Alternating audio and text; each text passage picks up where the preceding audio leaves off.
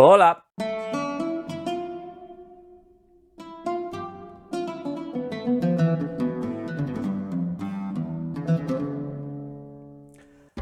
Hola a todos, bienvenidos una semana más. Como estaréis viendo en el título del vídeo, hoy os voy a hablar de una mujer.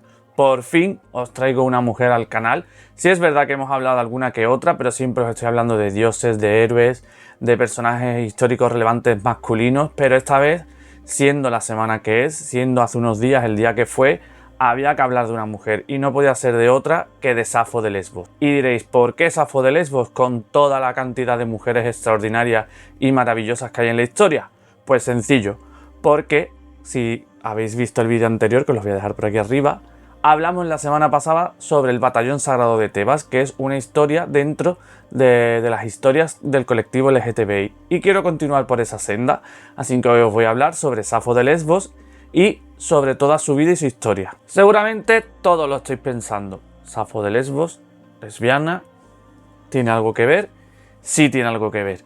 Tiene algo que ver en que la palabra lesbianismo o lesbiana proviene de la palabra Lesbos, de la isla de Lesbos, pero no tiene nada que ver o no tiene estrechamente ligado con Safo de Lesbos, sino más bien con la academia que Safo de Lesbos fundó en la isla. Todo esto lo vamos a ir desgranando poquito a poco y además vamos a hablar de la figura también de las hetairas, que tienen algo que ver y están estrechamente ligadas a la figura de Safo de Lesbos porque ambas fueron mujeres intelectuales y mujeres cultas y avanzadas para el tiempo en el que vivían. Pues bien, vamos a meternos ya de lleno en la vida de Safo, que seguro que estáis locos por saber de lo que iba, cómo es y qué es lo que hizo. Pues bien, comencemos. Sabemos que Safo nació en la ciudad de Ereso, en la isla de Lesbos, dentro de una familia adinerada de la isla. Su padre, Escamandrónimo, telita el nombre, y su madre Cleis eran unos comerciantes de vino muy famosos en la isla, por lo que ya podréis estar más o menos deduciendo de que ella vivió con bastantes comodidades a diferencia de lo que podrían vivir otras muchachas. Además, era la mayor de 4 hermanos. Y ahora es cuando viene lo mejor. Cuando empieza la guerra entre Atenas y Lesbos, el padre de Safo tiene que ir a la guerra y perece allí. Y es cuando su hija, Safo, decide hacerse cargo de la empresa familiar y además la lleva con gran éxito, vamos, que fue un pelotazo en la isla. Muchos estaréis pensando, una mujer en la antigüedad llevando una empresa es raro, sí, pero como sabréis en muchas de las polis, en muchas de las ciudades griegas, cada una tenían sus propias legislaciones y allí en Lesbos las mujeres tenían las mismas obligaciones y los mismos derechos que los hombres. Eso es precisamente el caldo de cultivo que hará que Safo en años posteriores cree su famosa academia de la que os he mencionado antes y de la que hablaremos dentro de un rato. Como hemos dicho, Safo se hizo cargo de la empresa familiar y esto le trajo muchísimas críticas en Atenas. La ciudad de Atenas no veía con buenos ojos que una mujer, además de regentar un negocio y encima llevarlo bien, fuese culta, tuviera estudios y encima se preocupase por seguir aumentando esa cultura. Ellos solamente tenían la referencia de las cortesanas o hetairas, de las que hemos mencionado también antes. Bueno, pues ahí es cuando voy a hacer un inciso para contaros quiénes eran las hetairas. Las hetairas eran un grupo paralelo al de las mujeres y madres atenienses. Estas normalmente solamente estaban en su casa. Lo único que tenían que hacer era tener hijos, llevar la casa, tejer y poco más. No podían meterse dentro de la política ateniense, no podían aspirar a tener estudios, lectura. Sin embargo, las hetairas sí que lo solían hacer, por lo tanto eran completamente diferentes y estaban mal vistas. Además, ellas solían ser de origen extranjero, muy cultas, como hemos dicho, y solían rodearse de los políticos y de la casta alta ateniense. Sus servicios estaban muy pagados, muy bien pagados, puesto que eran una mezcla entre cortesanas, filósofas, poetisas, intelectuales, que se mezclaban, pues eso, con los políticos de Atenas.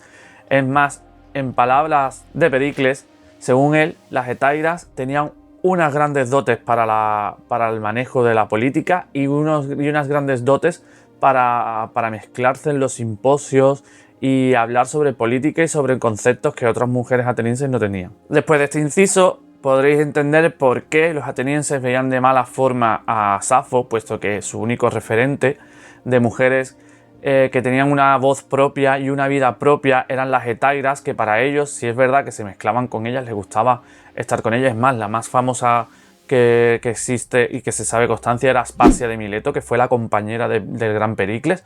Bueno, pues los atenienses pensaban que saber tener conocimientos y regentar tu negocio y tener tu propia vida controlada era sinónimo, pues eso, de ser una hetaira, que era pues como una cortesana, una prostituta. Por lo tanto, las críticas a Safo desde Atenas fueron innumerables, algo que a ella no le importó absolutamente nada. Es más, se metió incluso en política en Lesbos, criticó la política de su ciudad, que le granjeó enemistades con familias muy poderosas de la isla de Lesbos. Incluso llegó a formar un complot para matar al gobernador de la isla, que le llevó a ser capturada, apresada y exiliada de la isla durante 6 años hacia Sicilia. Esto, lejos de parecer un castigo, a ella le supuso una gran revelación, porque llega a la isla de Sicilia, se instala en Siracusa, y allí conoce a un hombre del cual supuestamente se enamora y con el que tiene una hija. Al poco tiempo ese hombre fallece y le deja toda la herencia y todo el dinero, una gran cantidad de dinero, a Safo. Y allí ella, durante los 6 años que estuvo, se mezcló con la gente, fue muy famosa en el ámbito político y en el ámbito social, conoció muchísima gente extranjera, porque Siracusa era un puerto en el que muchísimas culturas llegaban y a las que muchísimas culturas llevaban sus conocimientos. Por lo tanto, ella, más que sufrir, que es verdad que puedes echar de menos a tu ciudad natal, pero bueno, ella empezó a juntar conocimientos, culturas, absorber muchísima cantidad de cosas que luego traspasaría cuando vuelva a su isla natal, a llevarlas a su academia. Al regresar a Lesbos, lo primero que hace es fundar una academia para jovencitas. Allí se daba poesía, se daba lectura, se daba tejer. Preparaban a las muchachas con todo lo que pudieran para cuando fueran esposas, ser lo mejor esposas que pudieran ser y no ser unas incultas, por así decirlo. Esto también le granjeó muchísimas enemistades, como hemos dicho, con Atenas, puesto que no veían con buenos ojos lo que hacía. Pero dentro de la isla surgieron incluso otras academias de enemigas de ellas, que veían que la academia de Safo era algo muy bueno. Bueno, se crearon varias academias, por lo tanto los piques estaban a la orden del día. Las malas lenguas decían de que allí no se impartían clases, que allí lo que eran orgías, cultos orgiásticos a la diosa Afrodita, cosas que no tenían nada que ver. Pero bueno, esto, como siempre, al ser algo que está escrito por hombres, por la historia que ellos no entendían, posiblemente sea todo mentira. Lo que sí está claro es que Safo rindió culto a Afrodita durante muchísimo tiempo, y eso está acostado, queda constancia en todas las odas que escribió a la diosa. Pero bueno, eso lo comentaremos dentro de un rato. Una costumbre que tenía Safo cuando una de sus chicas acababa la preparatoria esta de vida que había que hacer, era la de escribirle una oda nupcial. Es decir, cuando la jovencita terminaba el curso o bien se iba a casar, Safo le escribía una oda que leía justo el día antes de contraer matrimonio a la chica. Además, sabemos de que estuvo con chicas y con chicos, muchas de sus alumnas, porque así ha quedado reflejado en la historia, además de por autores externos, por sus propias odas, como por ejemplo la que le escribió a una chica llamada Ati, que se titulaba El adiós de Ati. En esta oda o en esta escritura podemos ver la complicidad que había entre ambas jóvenes, la amistad tan fervorosa, o por decirlo de alguna forma, el amor que se tenían, que no era muy usual para ser una maestra y una alumna. Como hemos dicho, estuvo con hombres y con mujeres, no era nada raro en ella, pero sí fue muy raro en la antigua Grecia. Y pensaréis, ¿por qué? Si hemos hablado del batallón sagrado de Tebas, hemos hablado de Alejandro Magno, hemos hablado de infinidad de dioses griegos que mantenían relaciones sexuales con personas de su mismo sexo o con gente del mismo sexo, ¿por qué iba a estar mal visto el de las mujeres? Pues estaba mal visto. Las mujeres tenían que ser meramente receptáculos para engendrar vida, para dar continuidad al linaje, y no estaba bien visto que mantuvieran relaciones sexuales entre ellas. Es verdad que existen cerámicas en las que se ve a jóvenes manteniendo relaciones sexuales, acariciándose, bailando, incluso usando consoladores, pero no era algo muy bien visto, ni siquiera como la homosexualidad ocurría, ¿no? No tiene nada que ver.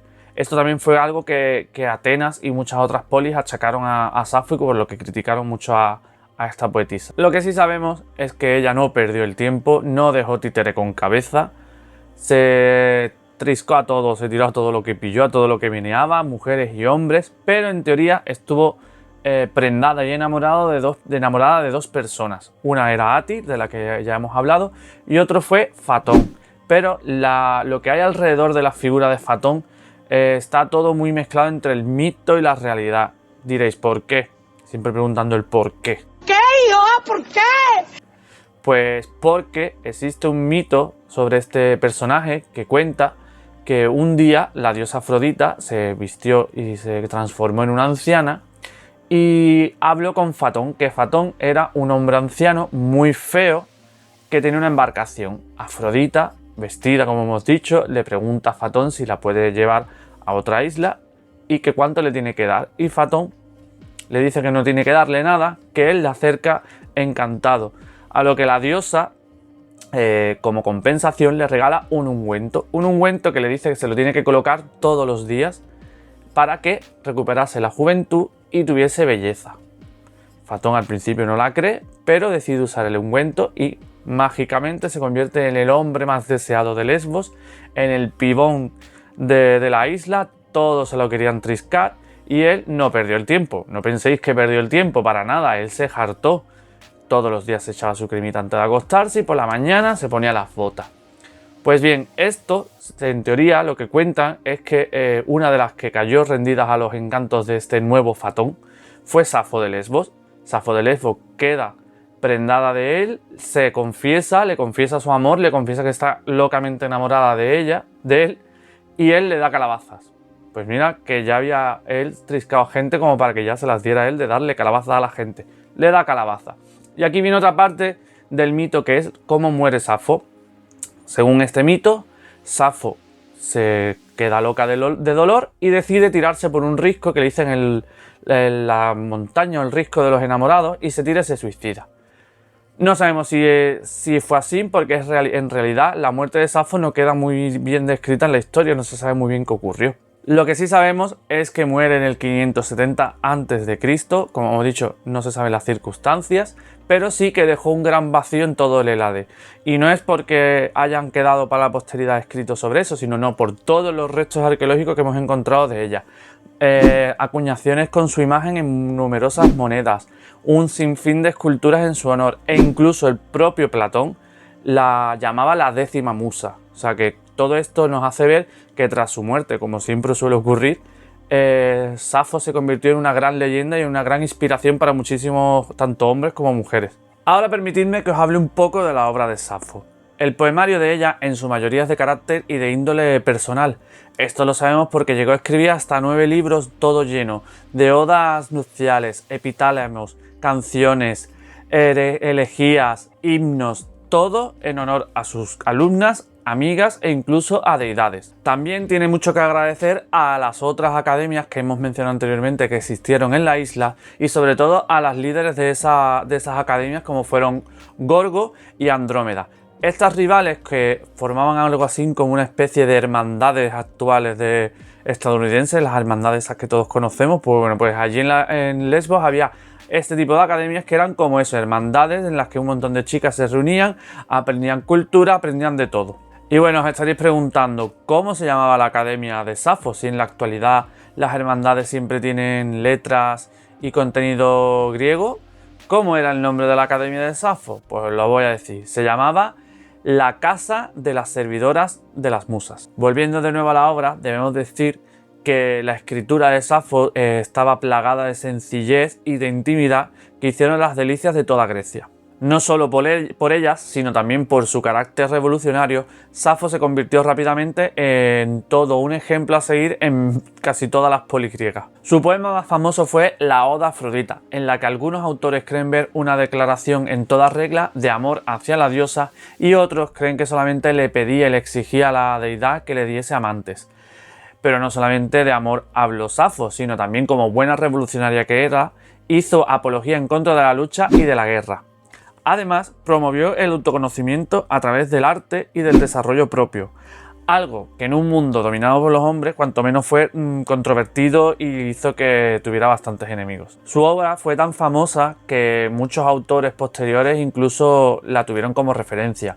Por ejemplo, Ovidio, Cátulo o Teócrito, entre otros, usaron estas obras de Safo para crear las suyas. Es más, durante la época alejandrina se intentó poner en valor las obras de Safo, pero el Papa Gregorio VII la destruyó casi en su totalidad.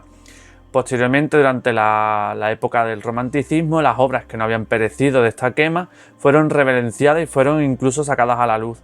Y, llegados ya incluso al siglo XX, se encontraron papiros con escritos de Safo, como por ejemplo la Oda a las Nereidas. Pero sin lugar a dudas, la obra más famosa, como ya hemos dicho, fue la Oda Afrodita. También, como hemos mencionado anteriormente, tiene muchísimas interpretaciones. La más arraigada es la de que Safo le pide ayuda para encontrar el amor a la diosa. No es algo raro, puesto que en muchos de sus escritos, aparte de la Oda Afrodita, se ve como una estrecha relación entre la deidad y ella, e incluso narra un encuentro de la diosa con ella misma, en el que la diosa baja en un carruaje tirado de gorriones a encontrarse con Safo.